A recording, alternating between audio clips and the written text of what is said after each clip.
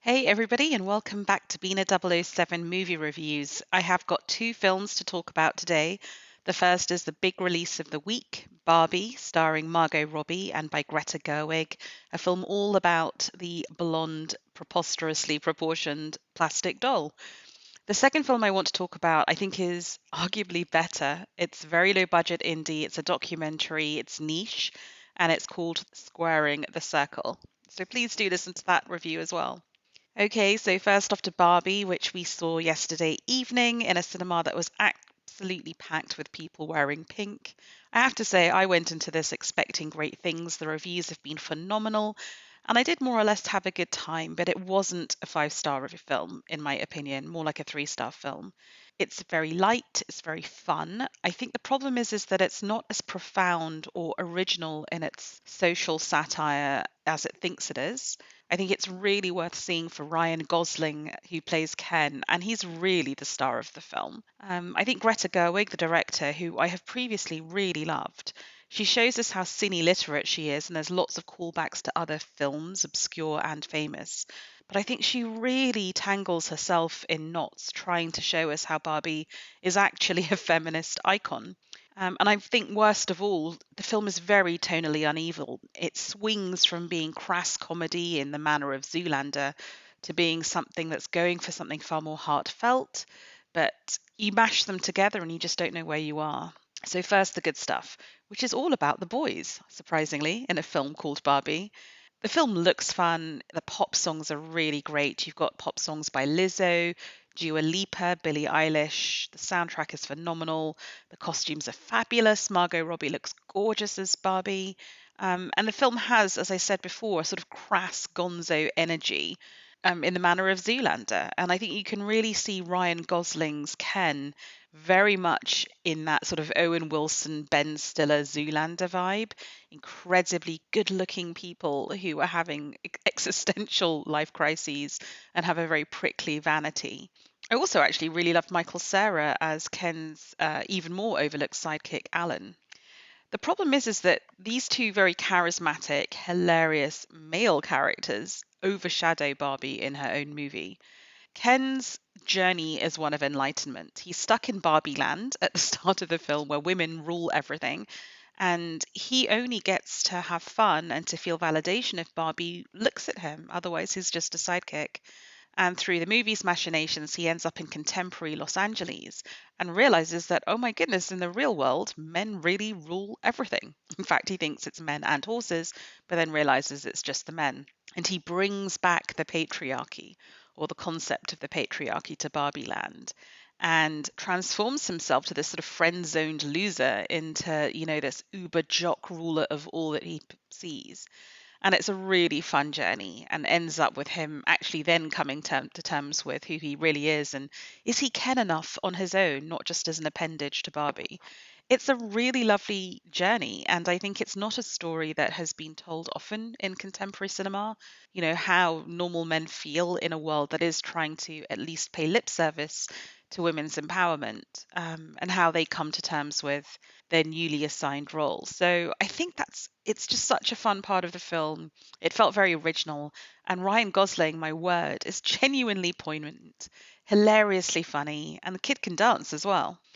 By contrast, I felt that the journey that Barbie was going on, from living in this wonderful Barbie land that's all about her wants and wishes, ending up in contemporary Los Angeles and realizing that, hey, in the real world, women have it really tough. They are not yet president. Um, it's sadly not original, right, for those of us who are women living in the real world.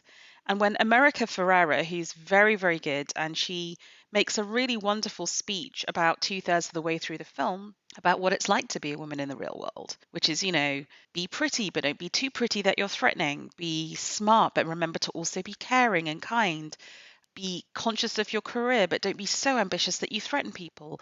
All these conflicting pressures that are put on women. It's a great speech, but it's a speech we've heard before. It resonates, but it's not original. And it also jars against the fact that Greta Gerwig and Mattel, who are obviously very involved in this film, are trying to sell us Barbie as a feminist icon. The film is trying to tell us that far from oppressing us with this unrealistic vision of beauty that none of us can ever achieve, particularly if you weren't born blonde and blue eyed.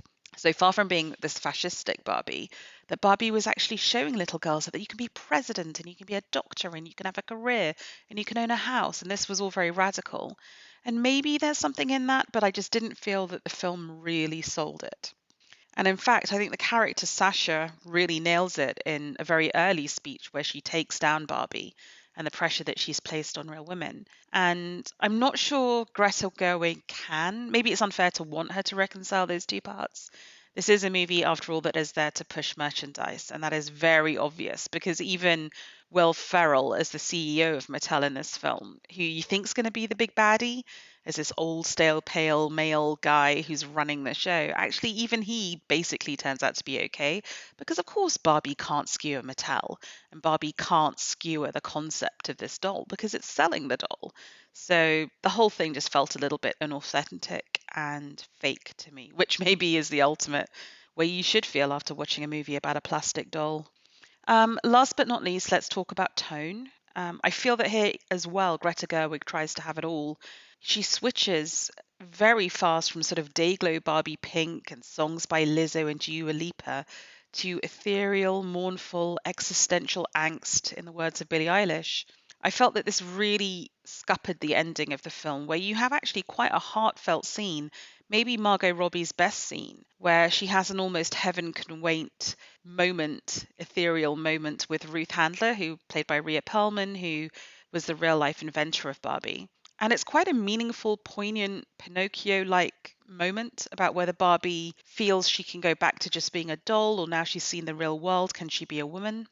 And it's sandwiched between the kind of Dayglow Barbie Land ending for Ken and everyone, and then this kind of weird ending in the real world, which just basically gets wrapped up with a crass gynae joke. And you just think, oh, you've just undercut all that really heavy, philosophical, emotional, heavy lifting that you were doing. And my word, Greta, just pick a lane. So overall, there's a lot to love in this film. It is really genuinely funny, but it's genuinely funny whenever Ken is on screen. Whenever Barbie is on screen, I just felt it was tying itself in knots and really frustrating. So a 3-star movie at best, I'm afraid. At any rate, Barbie is in cinemas everywhere. It's probably going to be a massive commercial hit. I'm sure there will be lots more films sponsored by Mattel that feature their toys. This film is rated PG-13. It has a running time of 114 minutes. I think it did have its longer within that. There were moments when I felt the attention sagged and the energy sagged. And it is on global release. Okay, so to go from the ridiculous to the sublime, I want to talk to you about Squaring the Circle, the story of Hipgnosis, spelt Hipgnosis. So Hipgnosis was an artistic creative duo who designed most of the famous album covers that you know from the late 60s, early 70s. So covers by Led Zeppelin and Pink Floyd and 10cc and Peter Gabriel and Paul McCartney and Wings. A lot of the really iconic, surreal, fantastical album covers that really influence creators to this day.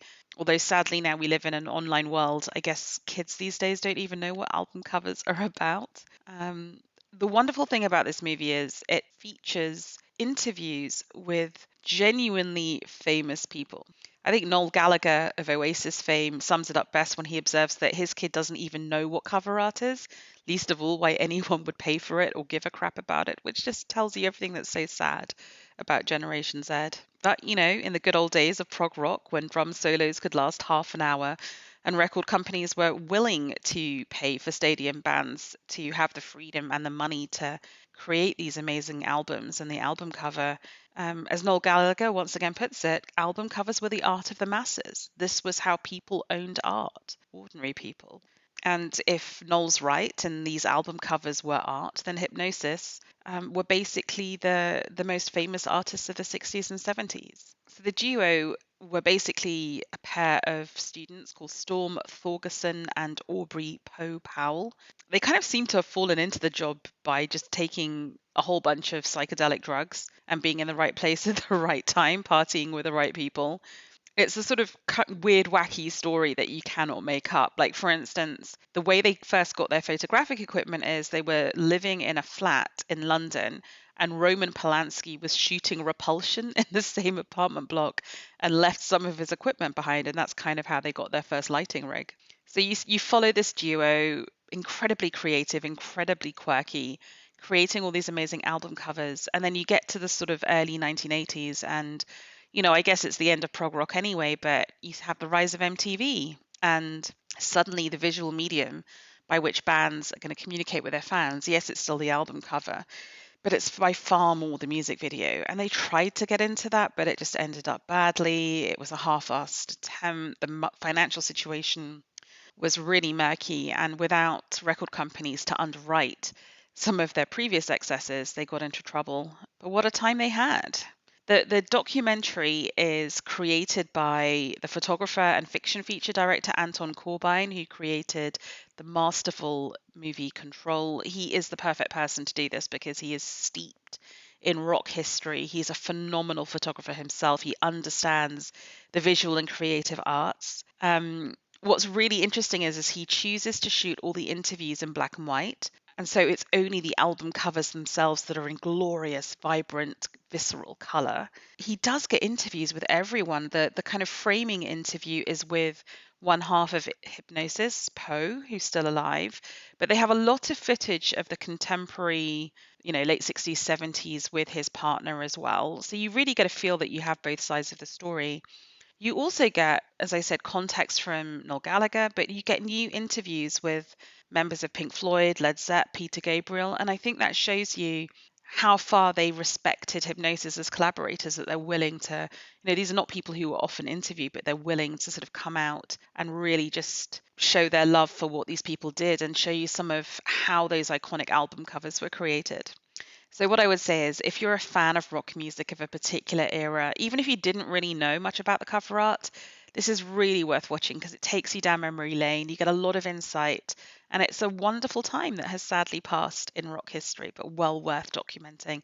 And thank goodness Anton Corbijn has created what I think is really a superb, superb music documentary. So, Squaring the Circle, the story of Hipgnosis, has a running time of 101 minutes. It played Telluride 2022 and Sundance 2023 and was released in UK cinemas and streaming platforms last weekend. I really hope you check it out. It couldn't be further from Barbie, but it's such a fantastic film to watch. But whatever you're watching this weekend, and maybe you are watching the Barbie-Heimer combo, I hope you really have fun, and I'll speak to you soon with a review of Oppenheimer.